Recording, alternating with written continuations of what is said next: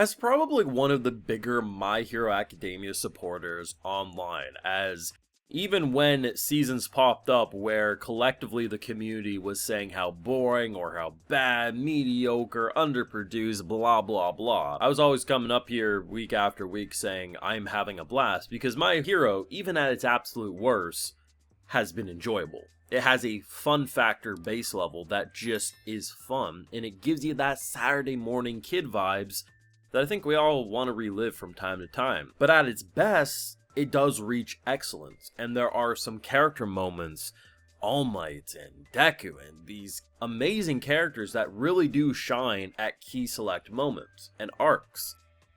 But the thing is even though this subject matter isn't necessarily anything new, and we have been establishing it over the course of the show's run, at different points more than others, but especially with this season, the subject matter and the discrimination and what they're doing with, the difference, because, I mean, at the end of the day, let's be honest, this is the same type of BS that goes on our own world, it's just it goes by a different name, it goes by racism, right? And the idea of invoking fear for those who have been targeted and pushed back because of how they look like or different beliefs, and how, especially in the political world, you can rally that anger up for your own benefit, which is the exact thing that's happening in this situation. They mention it's like a crowd of 15,000 of people who are scared because of how they look, and the idea of having, technically this world that is built around quirks, right, and these abilities. The idea that, on one hand, I'm sure there's going to be some people try to act like, oh, characters can be doing all these crazy things with abilities, but would they really be, treated that differently because of yes, they would, because we can look at our own world. But the idea of what they did with Shogi, a character I never really cared about.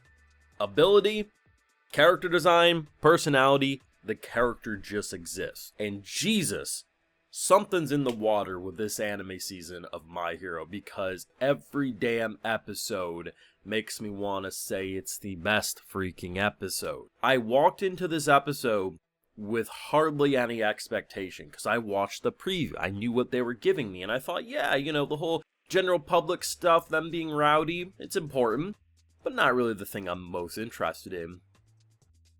Watching the preview for next week, I'm so glad it's continuing. The idea of that anger and that resentment for how these people are just because of how they look, and how such scumbags can take advantage of that vulnerability, because at the end of the day, what happens right now could set them back, as Shogi says, 30 years in terms of progressiveness.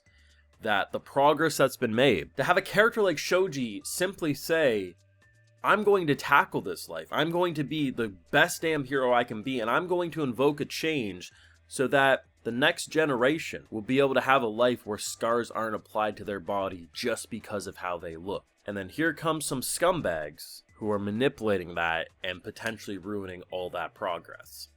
That is some powerful freaking writing. And while I have been one of the bigger supporters saying My Hero has always been good, I don't think My Hero's ever been quite this good. And that's saying a hell of a lot, because especially with this season, it's been a freaking banger. Now, of course, I do have those full live reactions over on Patreon. If you want to see my full and good thought to any of these My Hero episodes, it's going to be over there exclusively. So, Spinner is, I hope I'm not the only one thinking he looked like Venom. Now, I'm not saying the actual, scales and stuff, when those, it honestly looked like daggers rupturing through his entire body, like Wolverine style. But, the tongue, the face, the way he was climbing up buildings, it literally looked like Venom, man. And honestly, it was cool. But poor guy. Just the fact that from the get-go, right? The very beginning, he was barely in control. He's like, shit, I can barely keep focus. And he's a bull in a china shop. And then it gets progressively worse and worse and worse, to the point that the people that are following, hey, boss, what do we do? Is it just me, or is boss a little freaking crazy up there?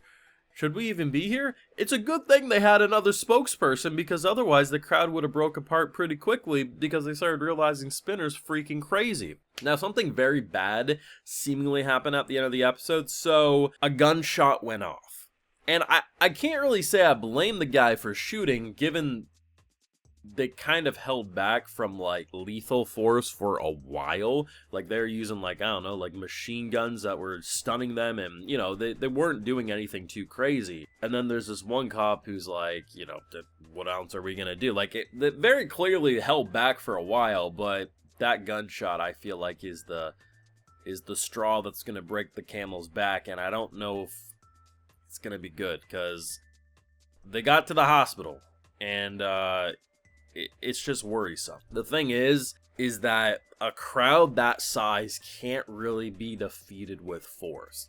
It has to be defeated with emotion more than anything. Sure, they might burn themselves out, but by that point, things might have already been too far gone.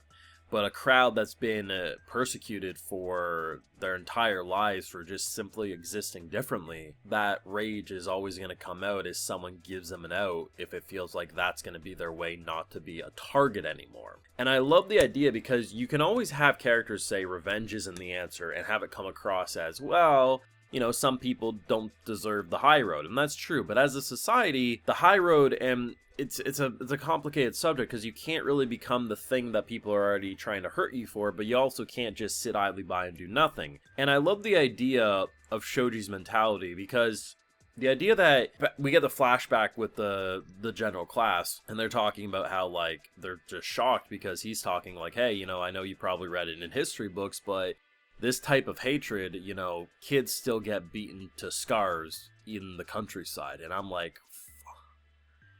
that is pain, because, you know, that just clearly opened their, and of course our eyes, to the type of world that it still is.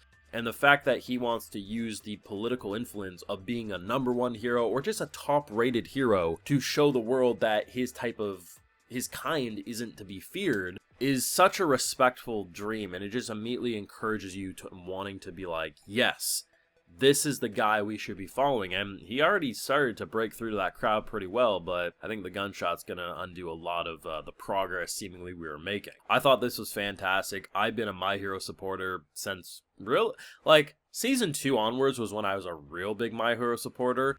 But I always was like, damn, the first season of My Hero, really good stuff. And I even read like the first 12 chapters of the manga when it was coming out weekly at the start. And I believed in the show, but, you know, I was always a little skeptical at first. I was like, okay, are they really gonna pull this one off? And so far for me, they have been. Let me know what you're thinking, though, down below. I definitely think this is like the peak of what great writing looks like in this show, but maybe you disagree. Let me know down below. Be sure to leave a like if you enjoyed, subscribe if you're around here. Of course, ring that bell. Like I mentioned, we got those full live reactions over on Patreon, and hey, while you're over there, I'll also give you a video shout out. Alright, so today we got Drift, Jesse Wright, Peacock, June 96, Miguel Frances, Dark Lord Dashi, Kim Andre Olsen, Dreadseed, Jacob Winslow, and we also have Dominic Hamby. So I appreciate the support, everyone. Please take care, and you'll have a good one.